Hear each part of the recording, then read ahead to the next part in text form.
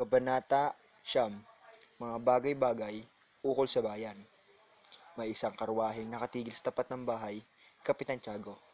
Nasa loob ng si Tia Isabel, na naghihintay si Maria na sumakay. Dumating naman si Padre Damaso at nagtanong sa mga mag-ali.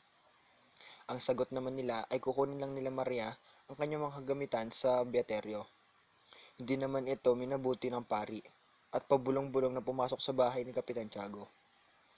Inakala naman ni Tia Isabel na mayroong lamang minememoryang sermon si Padre Damaso. Nahalata kaagad ni Kapitan Tiago ang pagbabago anyo ng pari nang hindi nito iabot ang kanyang kamay nang magtangka siyang magmano nito. Sinabi ng pari na kailangan nila mag-usap ng sarilinan, kaya pumasok sila sa isang silid at isinarang mabuti ang pinto. Sa kabilang dako, pagkatapos magbisa ni Padre Sibayla, kaagad nang nagtuloy siya sa kumbento ng mga Dominiko sa Puerta de Isabel. Ikinuwento ni Padre Sibayla sa paring may sakit ang tungkol sa naganap na pagkakaalitan ni Padre Damaso at Ibarra.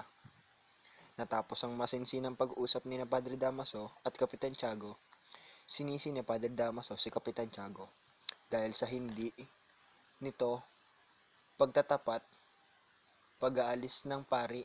Kaagad na pinatay niya ang mga ipinatulos na 2 kandila kay Maria na patungkol para sa maluluwating paglalakbay ni Ibarra patungong San Diego.